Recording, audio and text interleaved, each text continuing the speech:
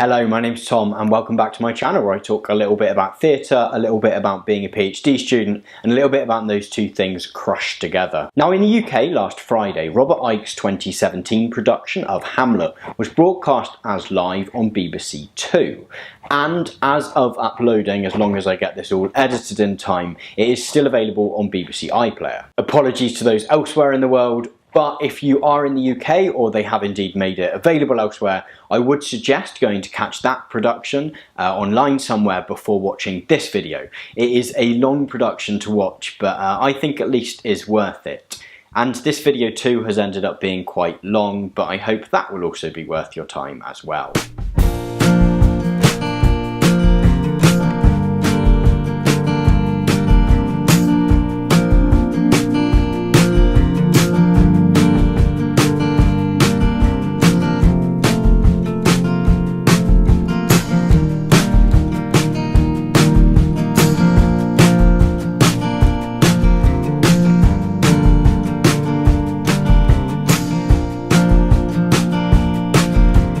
By Robert Icke and starring Andrew Scott in the title role, Hamlet premiered at the Almeida Theatre in 2017 and then transferred to the West End later that same year. Now I'm aware that in my analysis of theatre productions I tend to prioritise analysis of the writing or dramaturgy of a specific piece, and today's video won't be entirely different. I was really interested when watching this production in Robert Icke's decisions in adapting this play, and the way in which he uses this production to draw out themes which, though rooted in the text of Hamlet, also he manages to update and bring out particular extra themes that I feel like he's bringing into the text. So when people who aren't theatre makers, theatre critics, theatre academics or otherwise theatre obsessives talk about the role of the director, they tend to conceive of it as being quite a passive role.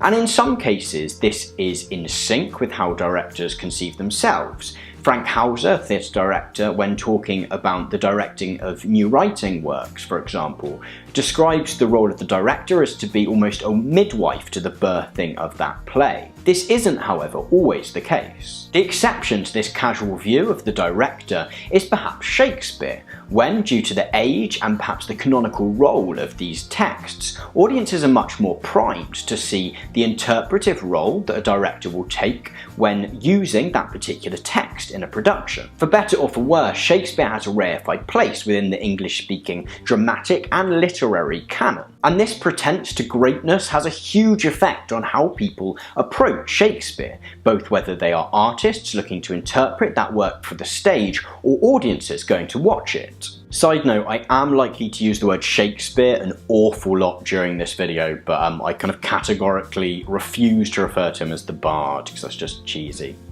Sorry. A while ago, this chart circulated on theatre social media, in which it invites you to pick your own Shakespeare production. And often this is the case. Directors take the decision not to really adapt a play, to really get into the nitty-gritty of what it's about, but simply to apply a filter to that work. And yes, a lot of thought often goes into why this production is set on the moon or in the court of Louis the Sun King. However, it's only at that real top end of theatre that we really see directors getting in and feeling the freedom to play with the text and how that play makes meaning. So some things that I want to pick out from this production and talk about today are just simple uses of imagery or directorial decisions that I thought were interesting. Yet others are deep dramaturgical interventions which really alter how the play makes meaning, sometimes in specific scenes, but often the play as a whole. One critic commented that this production seems to place every character in the role of a spy. However, I think to look at this production as simply being Hamlet reinterpreted through the aesthetics of spooks is to do it an injustice. The consistent use of technology throughout this production is perhaps one of the most obvious directorial choices.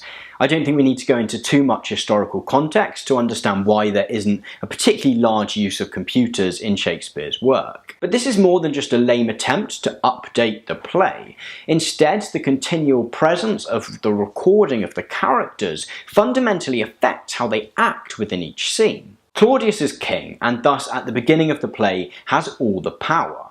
Lots of people within the court are suspicious that there was some foul play going on when the older king was murdered. However, none of them have acted upon it. It would affect their own position in society too much to do so, and as such, one of the only real consequences that Claudius could befall is some kind of popular revolt. The presence of cameras constantly filming Gertrude and Claudius therefore brings the idea of an unseen citizenry onto the stage. This therefore gives further reason for Claudius's reign to be quite fragile. I also found it fascinating to observe as the play goes forward in whose favour this recording and this broadcasting of all the action is playing. At the opening of the production, it's very much Claudius who benefits from this constant filming.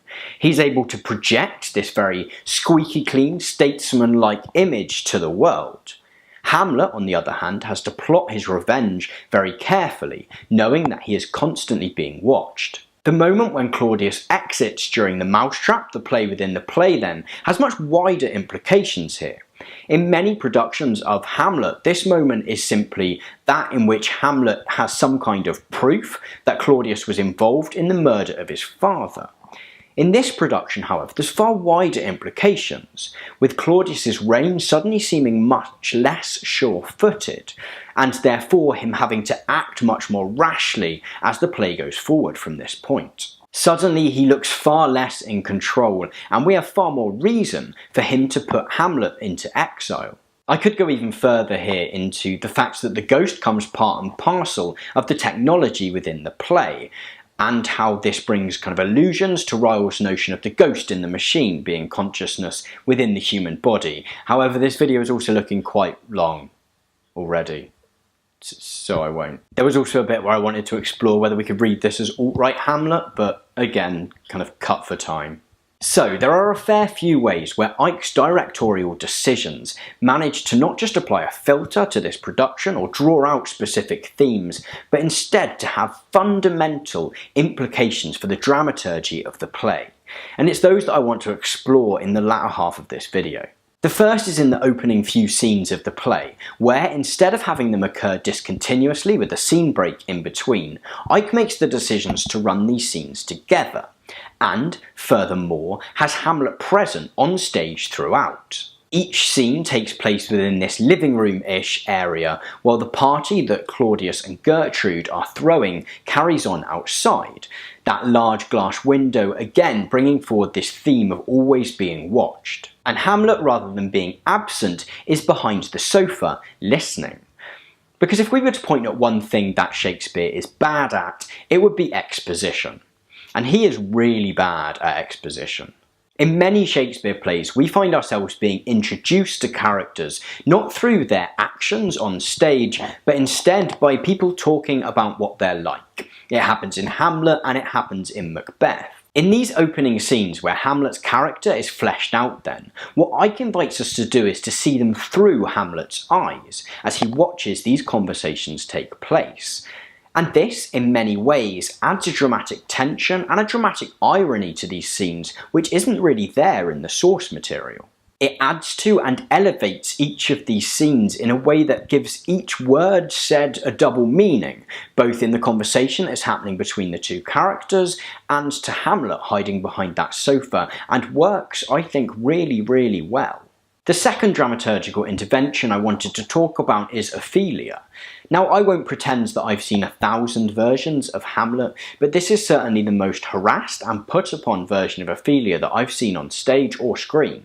In traditional readings of the play, Athelia is a strange character. She often lacks agency and also lacks logic for many of the decisions that she makes. What Icke does is to completely reimagine this relationship between Hamlet and Athelia, where in other productions we're presented with a couple who are supposedly madly in love, yet never share a particularly loving moment. Here, Athelia is being harassed by Hamlet. Often Hamlet's supposed love sickness for Athelia is played as a potential redemption for his wider madness, as though somehow being pursued by someone as a bit of a pest is in some way a compliment. Particularly, it gives far more dramaturgical logic and emotional weight to the get thee to a nunnery scene, In many readings of the play, this is simply Hamlet twisting his thoughts and suddenly getting angry at the woman he was previously madly in love with. Some readings put this down to him expressing his anger at his mother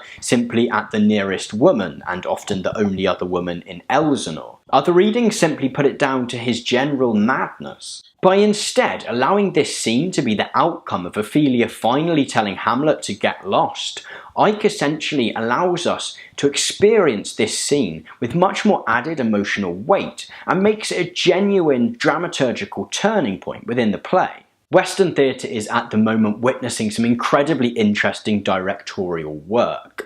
We might look at the work of Eva van Herve, who's been taking approaches which traditionally would be applied to Shakespeare plays or to Greek plays, and applying them to modern classics such as the work of Arthur Miller. In Icke's Hamlet, we see an example of how a directorial process can be used not just to apply a filter to an existing play, but also to intervene in its very dramaturgical structures, to alter how individual scenes and also the whole play make meaning.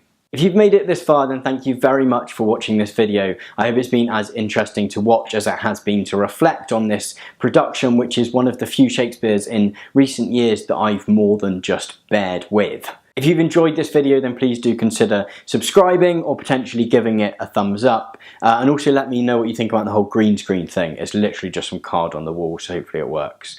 Thank you very much for watching and have a great week.